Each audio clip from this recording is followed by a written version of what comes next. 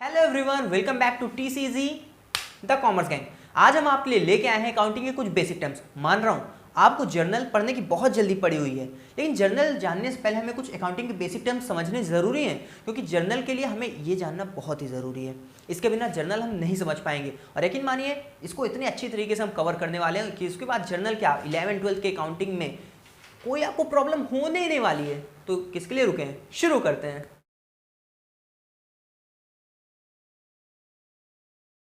हमारा पहला टर्म है बिजनेस ट्रांजैक्शन। अभी तक हमने ट्रांजैक्शन वर्ड सुना है, जिसका मतलब होता है सौदा, और सिंपली बोले तो एक्सचेंज।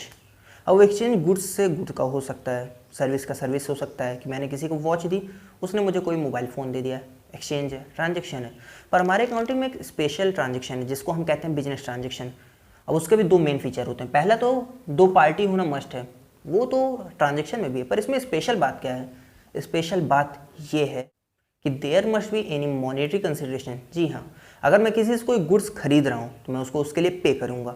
अगर कोई मुझसे गुड्स खरीद रहा है तो उसके लिए वो मुझे पे करेगा। क्यों? क्योंकि मैंने गुड्स उसको दिया तो उसके लिए वो पेमेंट मुझे करेगा। मैं शॉपकीपर के यहाँ जाऊँगा, सामान खरीदूंगा।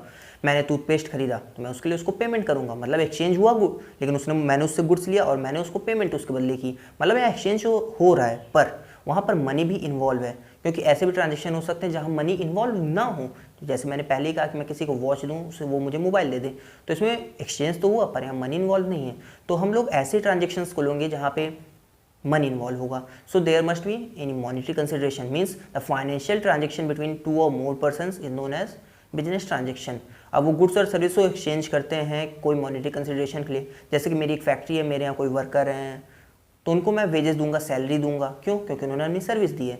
मतलब जो भी ट्रांजेक्शन होंगे वहाँ पे मनी इन्वॉल्व होगी, वो बिजनेस ट्रांजेक्शन है।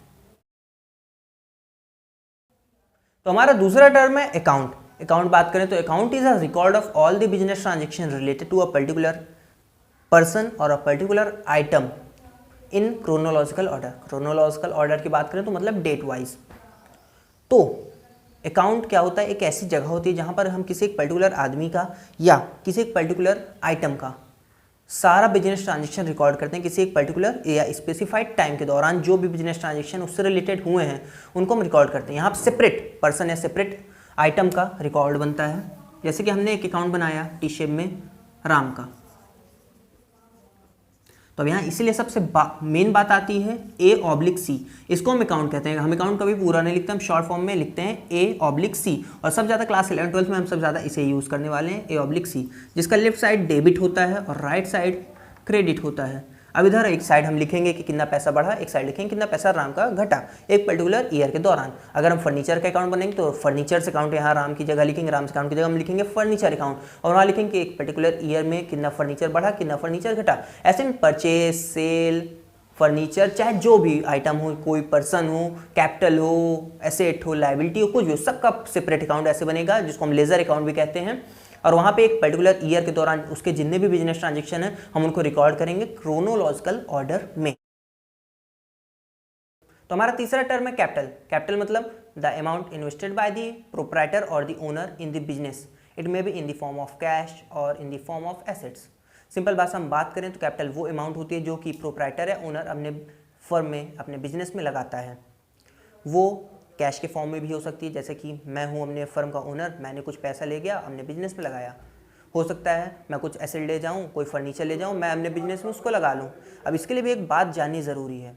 तो बात यह है कि बिजनेस और ओनर दोनों अलग होते हैं। जी हाँ, अकाउंटिंग में बिजनेस और ओनर दोनों अलग होते हैं। जी हाँ, ये बात सही है कि ओनर जो है वही अपने वो बिजनेस अपना खुद का स्टार्ट करता है, अपने बिजनेस में पैसा खुद लगाता है, वो अपने बिजनेस एसेट खुद जाता है, यूज़ करता है। लेकिन बिजनेस और ओनर दोनों अलग हैं, दोनों अलग हैं। बिजनेस ओनर के लिए अनजान है और ओनर बिजनेस के लिए अनजान है। मतलब ये एक दूसरे के माल को अपना नहीं समझ सकते कि जो इसका, जो तेरा है वो मेरा, जो मेरा है वो तेरा, ऐसा कुछ नहीं है। तो आप ये बताइए कि अगर मेरा पैसा है, मैंने किसी को दिया है, तो उसके लिए क्या है? वो लायबिलिटी है, उसको मुझे वो पैसा पे करना पड़ेगा, उसको वो पैसा मुझे वापस करना पड़ेगा। क्यों ना करे? क्योंकि मैंने उसको लोन दिया है, और लोन नहीं भी दिया तो वो मेरा कोई रिलेटिव थोड़ी और है भी, तो मैंने उसको पैसा दिया, उसको मुझे पे करना पड़ेगा। जस्ट उसी तरह ओनर ने जो कैपिटल बिजनेस में लगाई है वो उसके लिए लायबिलिटी है, इसलिए उसको इसे पे करना पड़ेगा। सो ये जो कैपिटल है वो लायबिलिटी है बिजनेस के लिए, मतलब बिजनेस को उसको ओनर को पे करना पड़ेगा। और ये लायबिलिटी बिजनेस की है उसके ओनर के लिए, इसलिए हम इसको कहते हैं, जी हाँ, इसको हम कहते हैं इंटरनल लायबिलिटी। मतलब ऐसी लायबिलिटी जो हमारे फर्म के अंदर ही है, लेकिन लायबिलिटी तो लायबिलिटी होती है। कोई ओनर पैसा लगाएगा या एसेट लगाएगा, उसको हम कैपिटल कहेंगे। तो जस्ट उसी का अपोजिट होता है ड्राइंग। मतलब कि कोई ओनर अगर एक हमने बिजनेस से, सपोज ये बिजनेस है, उस बिजनेस से वो मनी ले रहा है या तो वो उस बिजनेस से कोई एसेट ले रहा है, तो उसको ड्राइंग कहते हैं। मींस उसकी कैपिटल अब रिड्यूस हो रही है। मतलब उसने मान लीजिए 1000 रुपये अपने फर्म में लगाया और उसमें से वो अगर 50 रुपये ले रहा है तो उसकी कैपिटल रिड्यूस होगी, जी हाँ। अब उस बिजनेस की उसके ओनर के प्रति अब कितनी लायबिलिटी बची रह गई, तो 1000 उसने पहले कैपिटल लगाया था इसमें और 50 रुपये उसने ड्राइंग ले ली, तो अब 50 रुपये माइनस करेंगे, मतलब अब कितना रुपये बचा, 950 रुपये। 950 रुपये ही अब नेट कैपिटल रह गई। तो means drawing is a amount which is withdrawn by the owner or proprietor from his or her business. It may be in the form of cash or in the form of asset. It reduces the capital of the owner. Liability मतलब एक ऐसी amount जो हमारे ऊपर बोझ है। अब liability भी दो तरह की हो सकती हैं। एक तो हमारी इंटरनल लायबिलिटी होती है, जी हाँ, जिसके बारे में हमने पहले पढ़ा, उसको हम कहते हैं कैपिटल। और दूसरी लायबिलिटी की बात करें तो वो होती है एक्सटर्नल लायबिलिटी, जो कि एक बिजनेस की आउटसाइडर्स के लिए होती है। अब हमने लायबिलिटी की देर से बात की, पर लायबिलिटी की जब भी हम बात करेंगे तो हम हमेशा बिजनेस के एस्पेक्ट में बात करेंगे।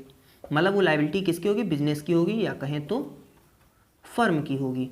ये जो लायबिलिटी होती है ये कभी भी ओनर्स की नहीं होती, ये लायबिलिटी हमेशा बिजनेस या फर्म की होती है। कैपिटल किसकी होती है, कैपिटल हमारे होती है ओनर्स की।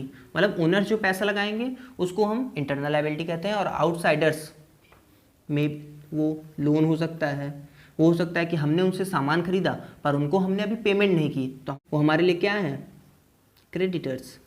मतलब हमने उनसे सामान खरीदा पर हमने उनको पेमेंट अभी तक नहीं की, तो हमारे लिए वो क्रेडिटर्स कहलाएंगे। तो अभी हमने उनको पेमेंट नहीं की, तो हमारी ऐसी लायबिलिटी है जो हमें आउटसाइडर्स को पे करनी है। तो मतलब हम अपने घर के बाहर से जिनको पेमेंट करेंगे उसको हम एक्सटर्नल लायबिलिटी कहेंगे। अपने घर के अंदर मतलब हमारे घर के अंदर जो ओनर हम पे पैसा लगाते हैं उसको हम इंटरनल लायबिलिटी कहेंगे। अब बात करते हैं करेंट और नॉन करेंट लायबिलिटी की। 2011 में पहली बार कंपनीज एक्ट में ये अमेंडमेंट किया गया कि हम लायबिलिटी को दो पार्ट में डिवाइड करते हैं, करेंट और नॉन करेंट में। तो इसमें कहा गया liability to due to be settled, मतलब लायबिलिटी जो है उसको हमें सेटल ऑफ मतलब पे ऑफ करना है। पहला है विद इन 12 मंथ्स, ये यहाँ पे विद इन 12 मंथ नहीं कहा गया कि with in the operating cycle of the firm. तो फर्म की ऑपरेटिंग साइकिल 12 महीने भी हो सकती है, 10 महीने भी हो सकती है, 14 महीने भी हो सकती है, कोई भी उसका फिक्स टाइम नहीं है। लेकिन जनरली हमारा अकाउंटिंग ईयर क्योंकि 12 महीने का होता है, इसलिए हम लोग अपने ऑपरेटिंग साइकिल को 12 मंथ्स लेके चलते हैं। तो कहेंगे जो लायबिलिटी 12 मंथ्स के अंदर पे ऑफ करनी हो उनको हम क्या कहेंगे, करंट लायबिलिटी। और जो लायबिलिटी हमें 12 मंथ्स के बाद पे ऑफ करनी हो उसे हम कहेंगे non current liability. Means the liability which is due to be pay off या to be settled within 12 months, it is called current liability. And the liability which is due to be settled after the 12 months, it is called non current liability.